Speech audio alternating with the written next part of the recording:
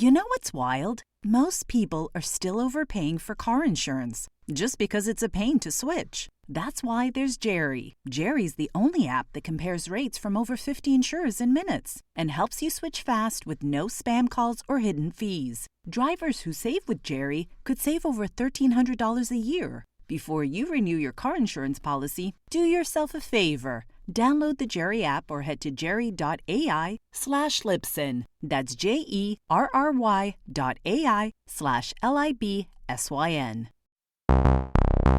Hello and welcome to episode 326 of the Clean Energy Show. I'm Brian Stockton. I'm James Whittingham. This week, a new study says Saskatchewan will be wasting billions of Brian and my money as it promotes the extension of polluting coal power. But I just had a picnic using charcoal, Brian, and I can safely say, if you're going to burn taxpayer money, why not burn it evenly over the heap of beautiful burning briquettes? Nice. Many French politicians remain opposed to air conditioning, despite the recent deadly heat waves. The French Houses of Parliament are not air-conditioned, so the comments were made in a puddle of their own sweat. A Chinese company has invented a wind turbine that needs a lot less wind. In the near future, Taco Tuesdays could be fully powered by wind. The city of London continues to dry out in their extended heat wave. The clay soil is drying out and houses all over London are cracking. Well, the same thing happens to my house every single year, and yet somehow Bloomberg doesn't write an article about that. All that, your letters, the lightning round, and more on this edition of the Clean Energy Show. Whew, we are off next week. Just want to remind people that we are off next week. There'll be an encore episode in your feed, and I need it. I need the week off. It's only, I think, our second week off in a year, practically. So, except for Christmas, we had a little bit extra time. But yeah, I need to think about something else for a minute and take care of some things around the house. Yeah. My Nissan Leaf problem has been taken care of. I wish I could share the details with you, but a listener who wants to remain anonymous has helped me out, and I'm extremely grateful. And my mood has switched from dour to very optimistic. In fact, I'm optimistic about everything in life now for some reason. Wow. I think this episode is going to be great, Brian. I just think it's going to be one of our best episodes. So stay tuned. Does that mean that I have to be the pessimist now? Well, somebody has to. So, yeah, I hope to have some more information on the next show, which will be after Labor Day, and talk about how happy I am about that, and hopefully have it in my hands around that time, perhaps, as well. Yeah. Other thing I've been doing, for some reason, my partner and I, who's had a lot of vacation days lately, is we've been Facebook marketplacing, buying things on there. Yeah. And we went through a little string of purchases. We got a kayak carrier for the car. Yep. For the Chevy Bolt EV to put a kayak on top. It's just basically rubber pads and really long straps and things. Oh, yeah. Never used. $15. Yeah. And I bought this Rode microphone, the shotgun Rode microphone for $15 as well. It was like as high as $300. Never used. Yeah. $200 probably, mostly, but it's not the greatest microphone. From some streamers in a bedroom community who dropped it off at my house. Wow. I was willing to drive out there for the bargain, but they dropped it off in my house, and yeah, I'd like to know what kind of streaming they're doing. I hope it's not OnlyFans, because they were a young couple, but they're streaming something and didn't need this microphone. All right, let's move beyond this, because Brian has nothing to talk about this week. Yeah, let's get right into our stories. So this one is from France 24, which is an English language television service that comes out of France. And this came up in my YouTube feed, and it relates to discussions we've had recently on the show about people in Europe are still often very opposed to air conditioning, despite the recent heat waves, despite the fact that literally thousands of people have been dying from heat waves in Europe. And it's a particularly contentious issue in France. And I've got a clip here from France 24 that illustrates this issue as it relates to France and French politicians.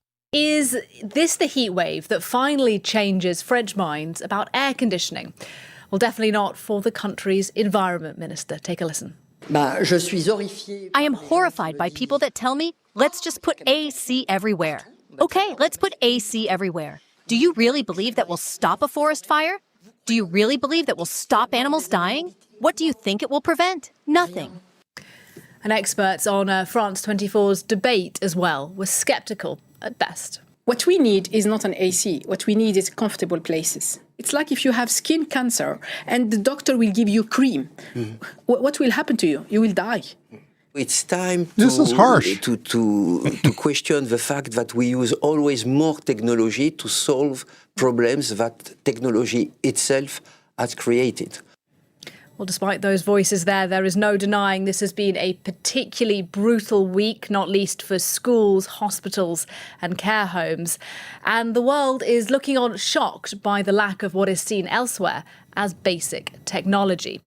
Now, I don't want to be the environmentalist who is going pro-AC, but I don't see another way. I do not see another way. You can't have people dying. You can't have your loved ones dying. And you can't have kids in school too hot to work, because that's a thing. Yeah, and one of the issues in France is they have all of these historic buildings, and they're all protected by French law that will preserve the look and character of the French buildings that we all know from, photographs or visiting Paris. So you can't just stick an AC unit in a window. That's not allowed. Upgrading insulation would help a lot, but of course we know it's a lot more expensive. And again, you can't mess with the exterior of the buildings. You would have to do that inside for most of these historic buildings.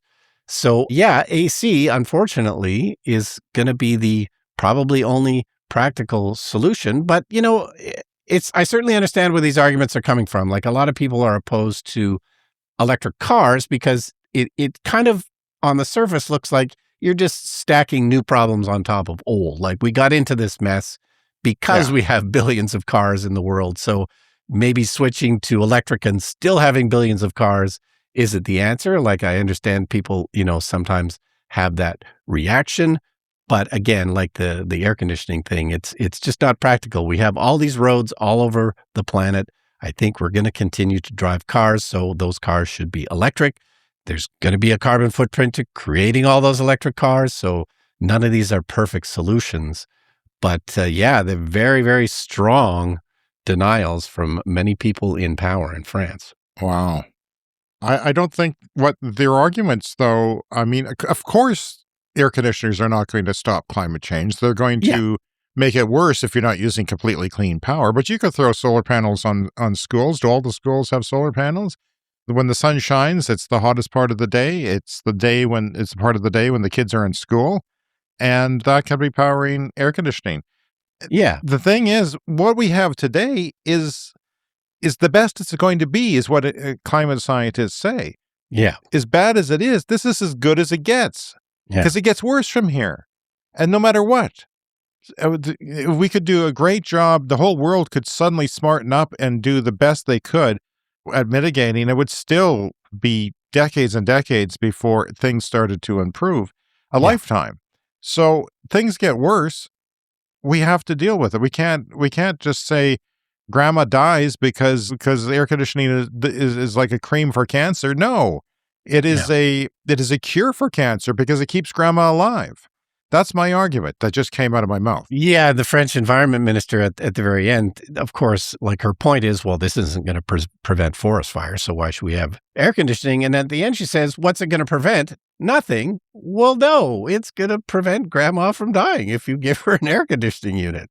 Yes. And I don't understand that, because we are here in North America where air conditioning is pretty standard. I guess it became standard here somewhere late 70s where you and I live. And there's next door in Alberta is actually a pretty low uptake because it doesn't get that hot all over the place. It was 25% a few years ago.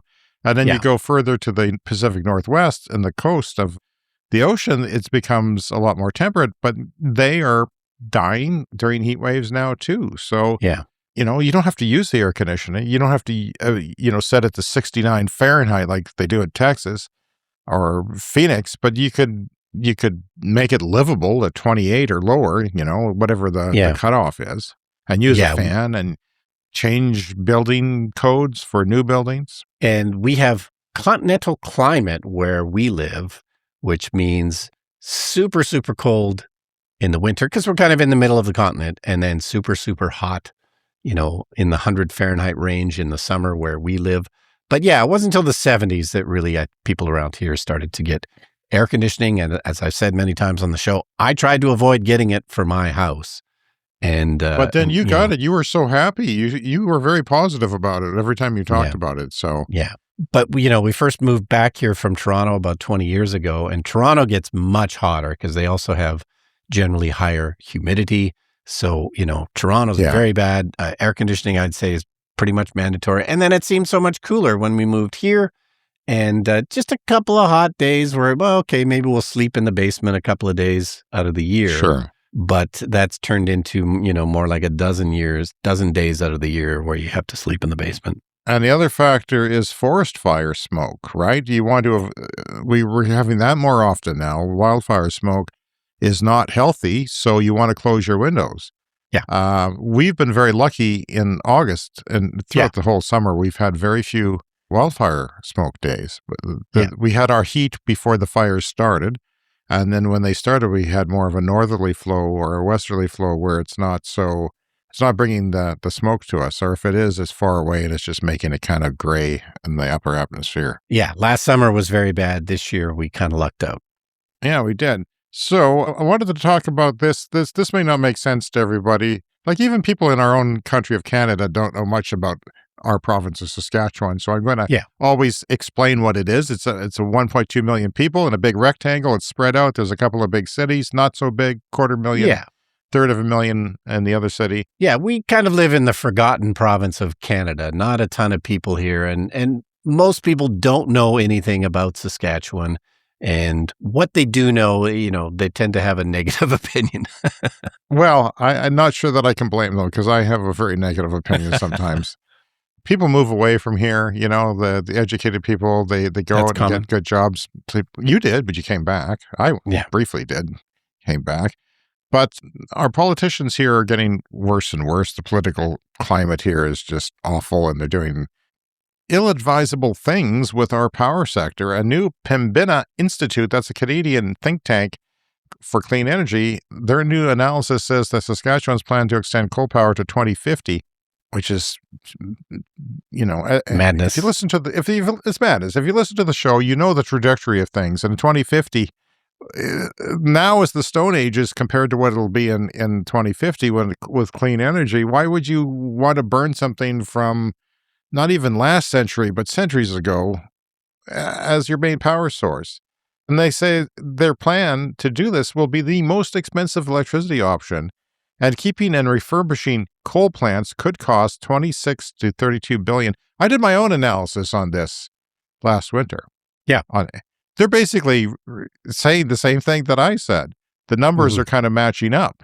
Maybe I should work for the Pembina Institute. Maybe I should be a clean energy think tank guy. Yeah.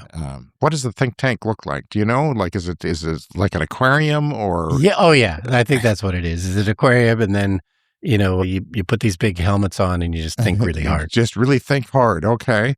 So converting coal plants to natural gas would cost 18 to 25 billion, and expanding wind and solar would cost 12 to 17 billion. We have very little of each. We have some, but with very little of it in the grand scheme of things. And another $1 billion for battery storage. So that's half. That's half of what it would cost just to keep the coal. And what does it do? It saves some jobs, and it pollutes not only us but the world. It's not clean, and it heats the planet. It's two things that are bad with that. Yeah, and it's a conservative government, and you'd think that they would be fiscally conservative and make these decisions based on the fiscal They're socialists numbers, now. They're coal socialists because they want to keep the coal going where it doesn't thrive. It has no economic viability. But Saskatchewan's electricity demand is expected to nearly double or triple over the next 25 years. Not sure exactly why. Electricity rates are already among the highest in Canada, and internal SaskPower documents suggest they could double by 2040 under the current approach. That's what set me off to make all those online videos. And delaying the coal phase-out to 2050 could increase Canada's electricity emissions. Canada, the whole country, big country, Brian, you may have noticed. Yeah. By 15%. Because we have a pretty clean grid overall in Canada, cleaner than most countries because we have a lot of hydropower and nuclear, but we are, of course, the dirty province. Now, the report argues that Saskatchewan could use its strong wind and solar resources to build a cheaper, cleaner, and more reliable electricity system. Now, it is seasonal, but we have really good, well, solar is seasonal, wind, not so much. But yeah, we have great resources, and it's insane. It's just, I worry about the future because they are banking on oil. We've got oil here. They're banking on it. And before the Hormuz crisis, we were going into deficits because of oil prices. And when the dust settles from that, and it could be up to 4 years before it completely settles, before all the gas plants get online and everything, but things are going to be really bad for oil prices, and we're going to be a bankrupt province. And then we're going to be paying crap loads of money for electricity. And then people like you maybe move out to your cottage that you're building and you put up a bunch of solar panels and go off grid and just disconnect. Become a survivalist. Maybe you have a safe room, from all the zombies in the post-apocalyptic world, which is certainly coming. Anyway, I had to get that off my chest. I know it's a local thing, but it's an example of bad policy not working. Yeah. All right, I want to talk about cruise ships. So I took a recent trip to Seattle that I mentioned last week, and our hotel room, we could see the port. And Seattle's on the ocean there, and there was cruise ships docking every single day. There were 3 main cruise ship docks, and every day they were there were 3 new cruise ships. And I knew cruising was a big thing. They're massive. They're cities with floating cities. Little cities that float. And, I always known there's a lot of cruise ships, but there's way more than I realized. And just seeing 3 new gigantic cruise ships every single day from our hotel room sort of made me realize, this is insanely massive. So I did some quick Googling, and Google tells me there's about 323 cruise ships in operation right now around the world. And there's different maps you can find online, so you can actually track where all the cruise ships are in the world, and they're dotted all over the globe. It's quite wild. And we know that they're not particularly good for the environment. They burn a lot of diesel, which is unfortunate. The cruise sector accounts for less than 0.1% of total CO2 emissions. Shipping overall on the seas is about 3%. So overall shipping is quite a bit.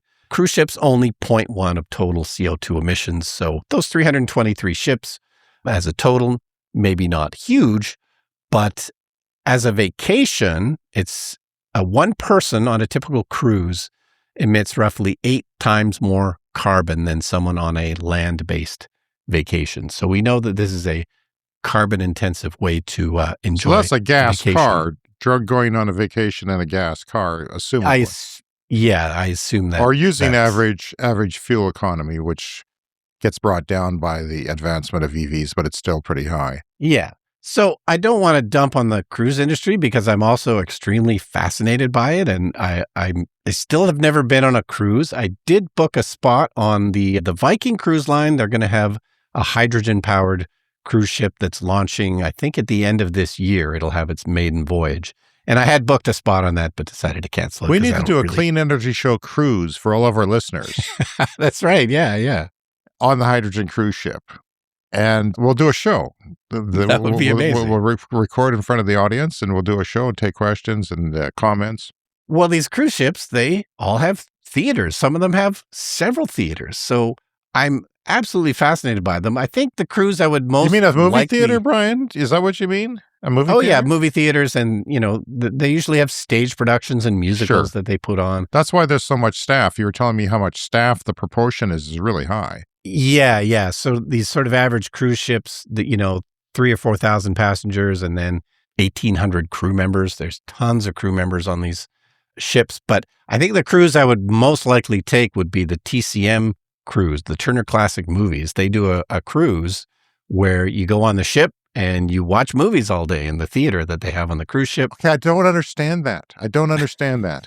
I was just thinking, why do you even have movie theaters on a ship? Well, like, that's not what you paid all the money to go on the ship for. You can go to a movie theater in your hometown. Well, it's basically like the TCM festival, but yeah, just more carbon intensive. It's moving. But they have special guests, so they will bring special guests on the cruise. Old movie stars or whatever. So where do they go? Where does the ship, is it docked or does it go somewhere? Well, no, it probably launches from Los Angeles and then, goes up the coast and back again. I'm not sure. Goes to Cannes in the spring and yeah. I don't understand. It doesn't make sense to me. Most cruises are a round trip where you start in Seattle and then maybe you go up to Alaska and then you end up back in Seattle. But yeah, I every once in a while, I just go down the rabbit hole of cruise ships because I find them so fascinating. I've been watching tons of YouTube videos about cruise ships. So yeah, still have not booked one, but the whole idea fascinates me. They have like Disney cruises where they put on these incredible musical productions in gigantic theaters that they have on these gigantic ships. Yeah, I have a friend who does that. Oh yeah. No, well, they need tons of people for this thing. And it's on the really expensive cruises, there's like one crew person for every passenger. But most cruises is more like one cruise, one staff for every 4 or 5, something like that. Well, you've never done a cruise then, hey? I've not either. No. But you're thinking about it. I'm always thinking about it. Yeah. I worry about the disease, the norovirus, and there's disease, and it sounds like there's a lot of standing in lines. Like it often takes like a long time to get on the ship. And then, because you got to get 3,000 or 4,000 people sometimes onto these ships. So it can take a long time. There's a lot of lines getting on. Typically, you sail overnight and then you're in a new port. And then it's parked there all day so you can go on to land and visit whatever town it is, get back on the ship. But, often a lot of waiting in lines. But anyway, the thing this led me to in my research was an article from Smithsonian Magazine from the year 2020.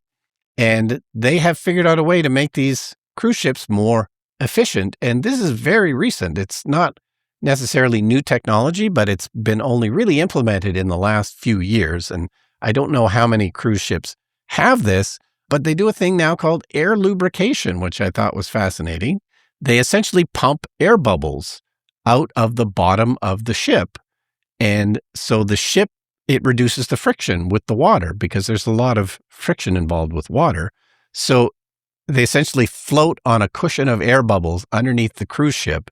And this can increase efficiency 5 to 10% when the ship is in motion. And I just thought that was absolutely wild. Considering what it must cost to float one of those puppies, those cities at sea, and move it around, 5 to 10% would be worthwhile engineering something like this.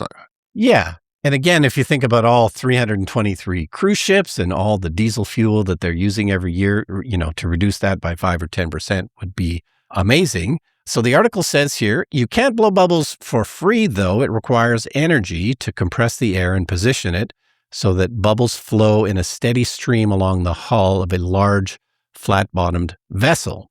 Silverstream has cut the overall energy needed, however, by filling air release units, small cavities built into the underside of the ships, with air. The bubbles form because of the difference in pressure between the air in these cavities and the seawater below.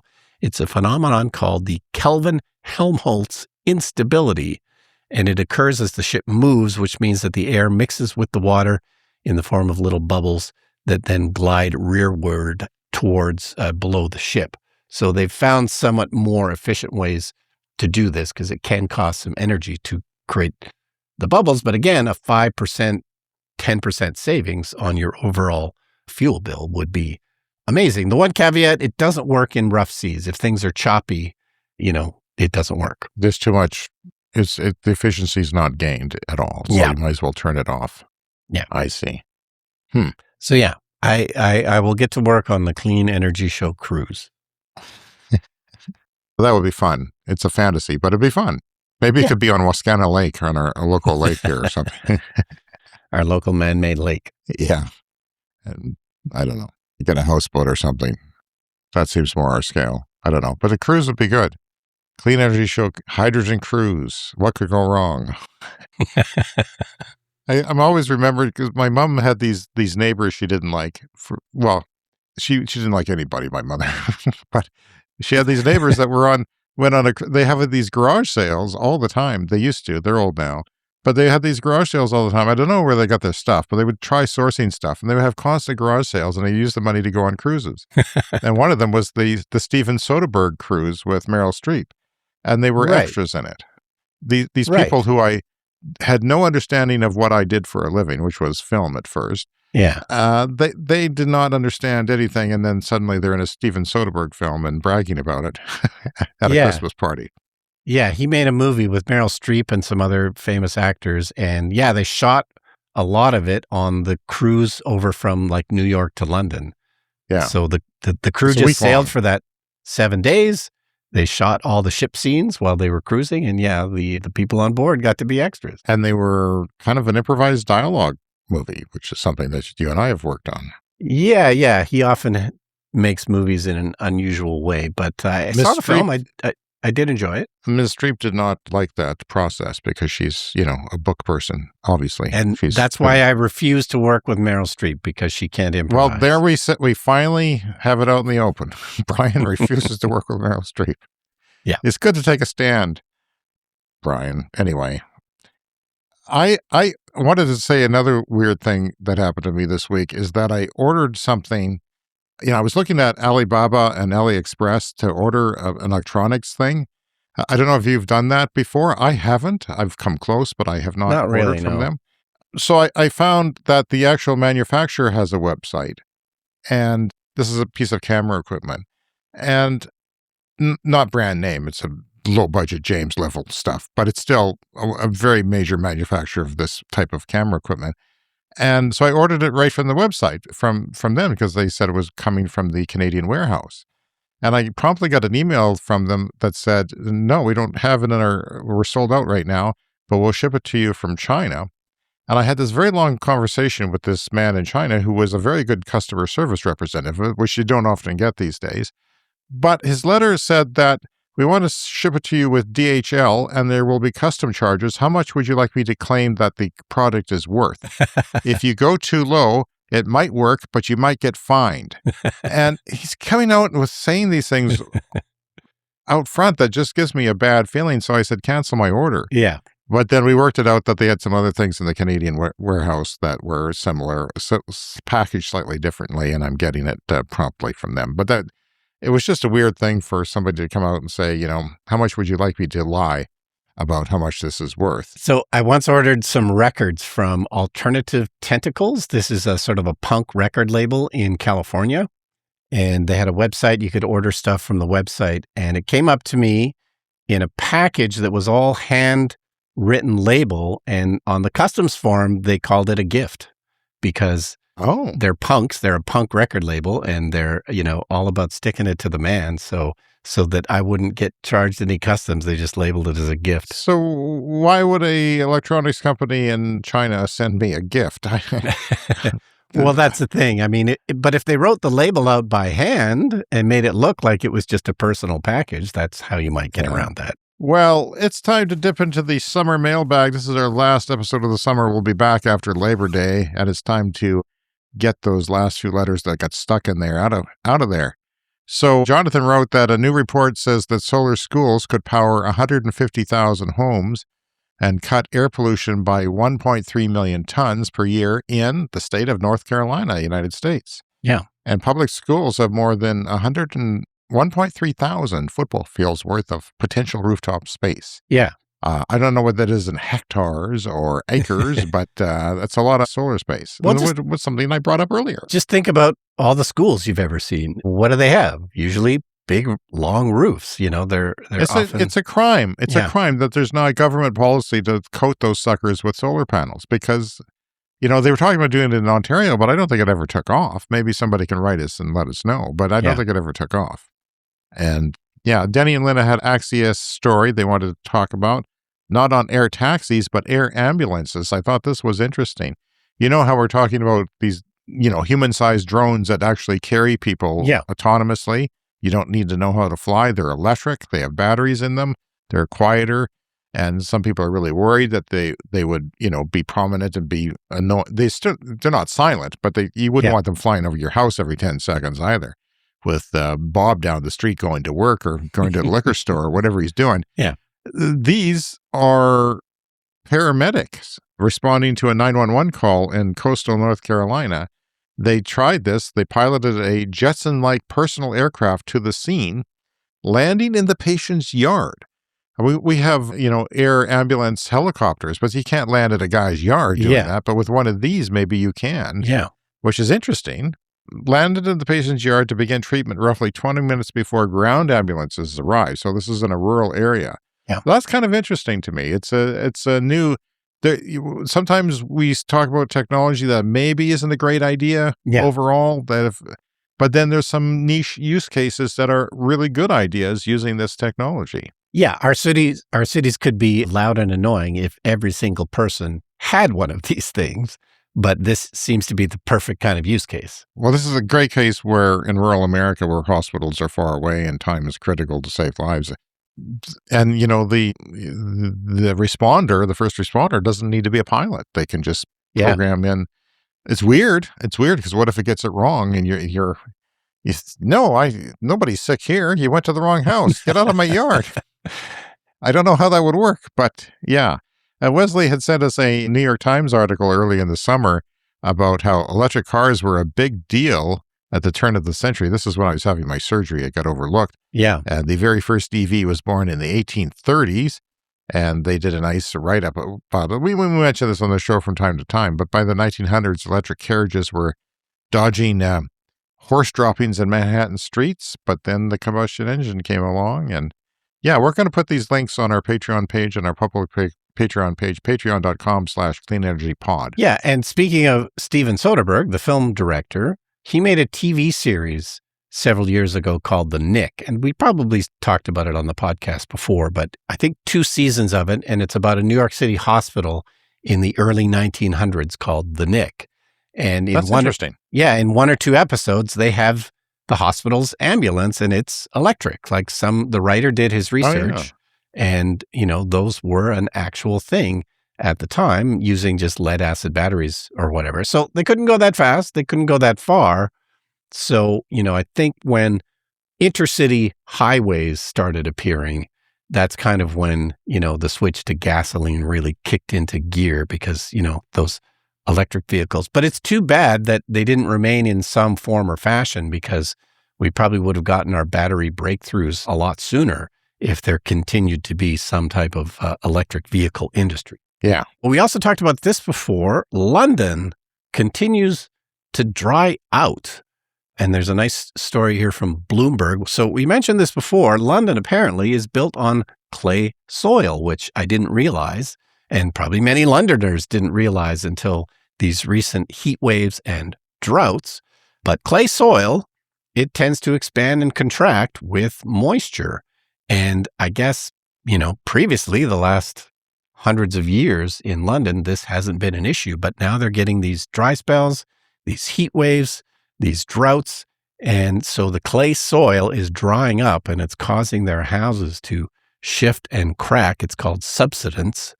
And there's just been a huge increase in insurance claims in London. Households claimed an average of £20,000 when they've had an issue for this. It's a 15% jump from the same time last year. Londoners have taken to social media to express their dismay. On Reddit, many people offered personal accounts telling of horrendous cracking in their homes and doors sticking due to subsidence. And that just made me think of my own front door on my house, which honestly operates differently almost every single day. I don't know if you have this problem, but it's like there'll be 2 days where it doesn't close. Like the door won't go far enough for the little bolt to latch, and it's a huge pain. And then it'll fix itself and it'll be fine, and it'll be fine for a while. And then other days it starts to stick. It's just, we have the same clay soil here. And I don't think you could even make an insurance claim here based on the clay soil, because everybody has this problem around here. They do. It is, London had to be built on clay because it was built near a river, right? Yeah. we did not have to build here, but we did because it just took off. It could have happened other places, but this train stop somehow took off. Our city is built on a creek. It's not a real river. So it was a weird place to build a city, and it was based on some shady land deals, as far as I understand. Yeah. Corruption from the start. Yeah. And it continues. The south end of our city was kind of swampland at one point that was sort of turned into residential. So, we've got lots of issues for this. But yeah, the most vulnerable properties are the Victorian or Edwardian homes that were built directly onto the upper layers of London. Clay, modern office buildings in the City of London and Canary Wharf have much deeper foundations and are therefore less exposed to such risks. But yeah, it's just been a super hot, dry summer in London. There was another story I saw on YouTube they had all these aerial shots of old, like rural properties, like mansions basically, in rural England. And it had gotten so dry, like all the grass was dead. But they could see patterns of the gardens that used to be there hundreds of years ago. It was all revealed because of the current drought, which they just hadn't had before. And they don't have sprinkler systems typically. Here we have sprinkler systems for everybody's lawns because we're used to it being often hot and dry. They don't have that in London, just like they often don't have air conditioning. So yeah, this is turning out to be a real problem in London. So some of these are centuries old houses, right? Yeah. That did fine for centuries. Yeah. And now something that's different. What could that be? Yeah. What could that be? There's just no way to know. Wow. I guess it was just moist and pattern of rain. Yeah, there was on a regular basis. Things moisture. Didn't dry out. For the longest time, consistent moisture. But it's never been consistent here. So yeah, my house, it's 2 inches lower in the front than it is in the back. And, it just kind of continues to shift and move. And every once in a while, you see a new crack in a wall somewhere. It doesn't tend to be drastic usually, but, Have you ever had consulting people in on this, look at it? No, but we know a couple of friends who have lifted their houses. So there's a thing you can do to kind of lift up your house and try and get it straight. But the people we've talked to, they haven't had particularly good experiences with it. And the house will still kind of tend to shift after you do that. So you spend a ton of money and it's... Okay. Was your house in the swamp area? Nearby the swamp. Maybe not the full-blown swamp area, but... Uh-huh. Okay. Yeah, it's crazy what new subdivisions where they'll build and the choices they make. Anyway, coming up next, well, it's the return of the lightning round.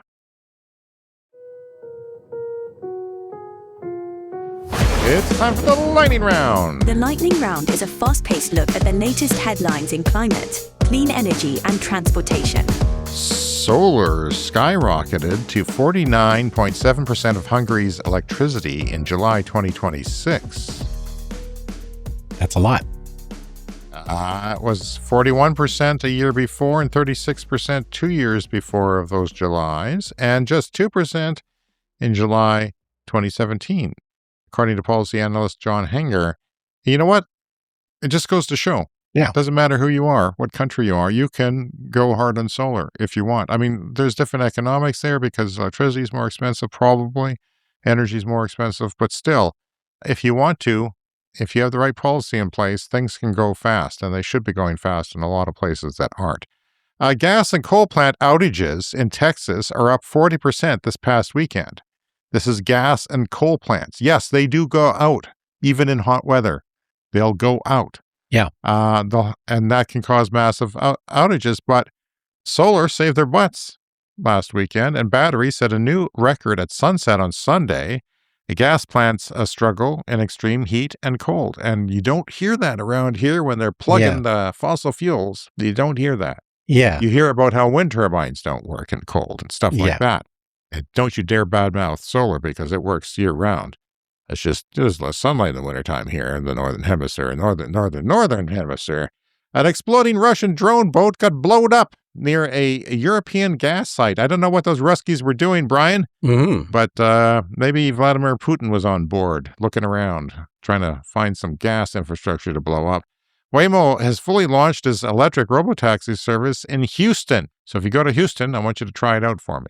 if you're ever in Houston. Yeah. It's time for a CES Fast Fact. Solar rose from 0.47% of Brazil's total electricity in April 2018 to 13.9% in April 2026.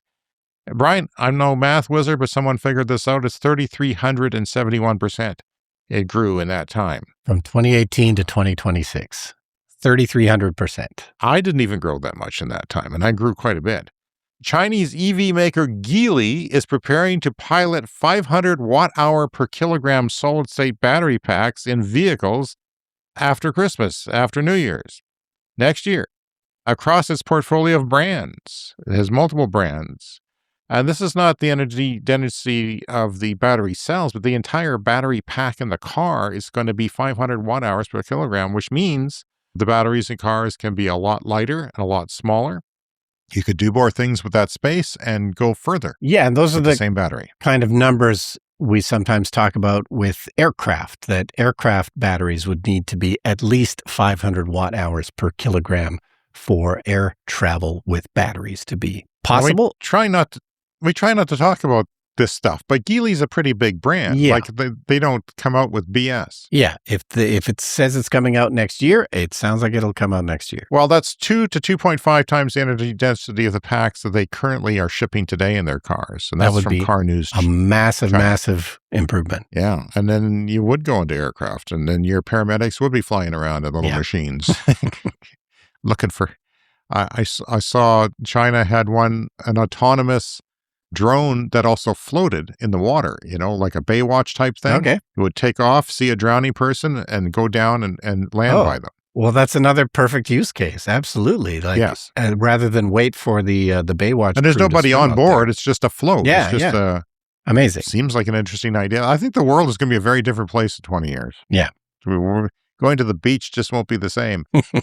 India proposes extending by 5 years the permissible age of EVs and natural gas commercial vehicles, which they have a strict limitation on how long they can last. But they're going to expand it for clean vehicles because that'll make it more economic too. Yeah. To improve the economic viability of cleaner transport, which is a good idea. China is considering a proposal to host the annual UN climate change talks in 2028. That would be an interesting perspective because they've been criticized for burning coal, but generally speaking, their renewables are saving the planet, are doing the best that they can. Nearly 3 times as many people, 44% viz. 15%, say they'd support nuclear power plant being built near them rather than a data center. That's how bad data center, popularity has gone down.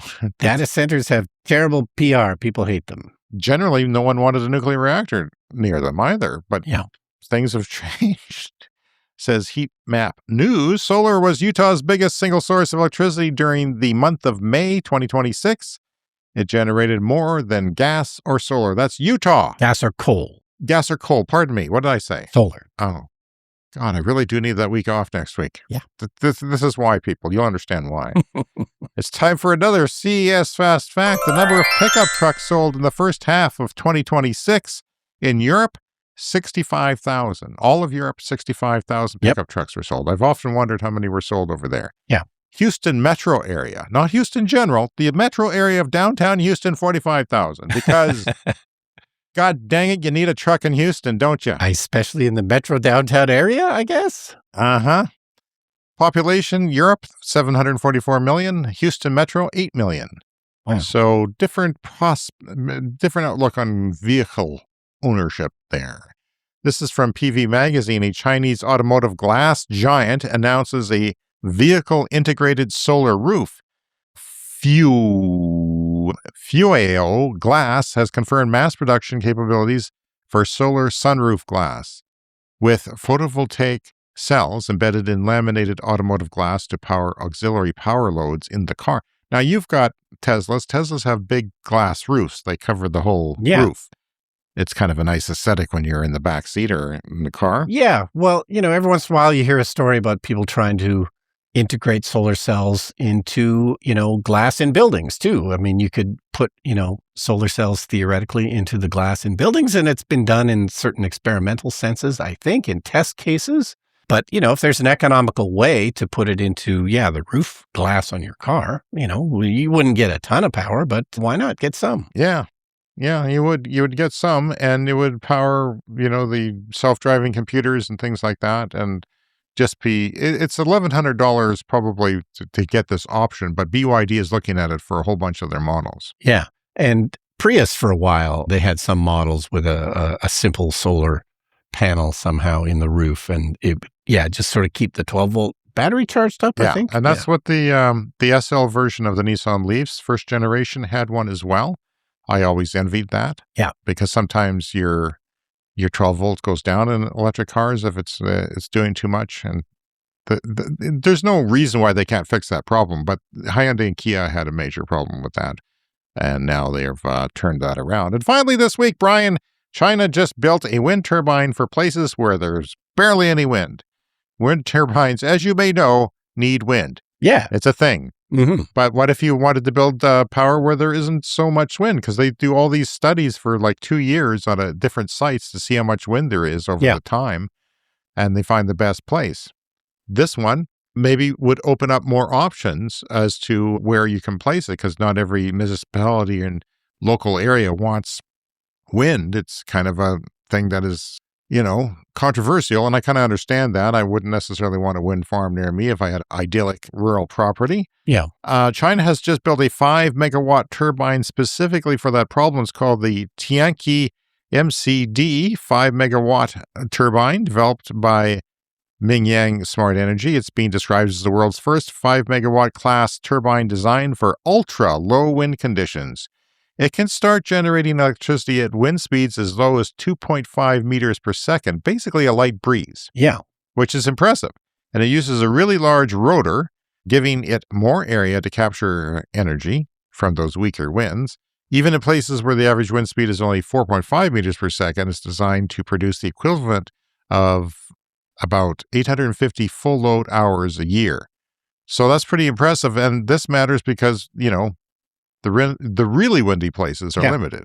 Like there's terrain that sort of makes the most wind where the wind turbines are put now, not just the weather and the climate, but the terrain as well. Yeah, well, I visited Waterton in Alberta a couple of months ago, and, the whole time we were there, it's like, wow, it's really windy here. This is really windy here. And then, you drive out of town, and what are there? There's a ton of wind turbines. It's a perfect place to put them. Well, this first wind turbine has now rolled off the production line in, I don't know how to say that, Jeju, in China. It's rolled off the production line in China, and now we go on a break, which I much need. All right, you can find the Clean Energy Show on social media like TikTok, Instagram, and Blue Sky. We're labeled as Clean Energy Pod. And if you want to talk to us, the email again, cleanenergyshow@gmail.com. And of course, please hit that follow or subscribe button wherever you're listening to us right now, and you'll get new episodes every week. And remember to join our Clean Energy Show Patreon at patreon.com/cleanenergypod. You can join for free and get stuff there, and also pay money at different levels to support us, including monthly bonus podcasts. Thank you to our Patreon Clean Club executive level members, Green Bastard, Brent Rutley, and Tiernan, who get a shout out every week. Thank you all for supporting our podcast. We'll see you in September. Yeah. See you soon.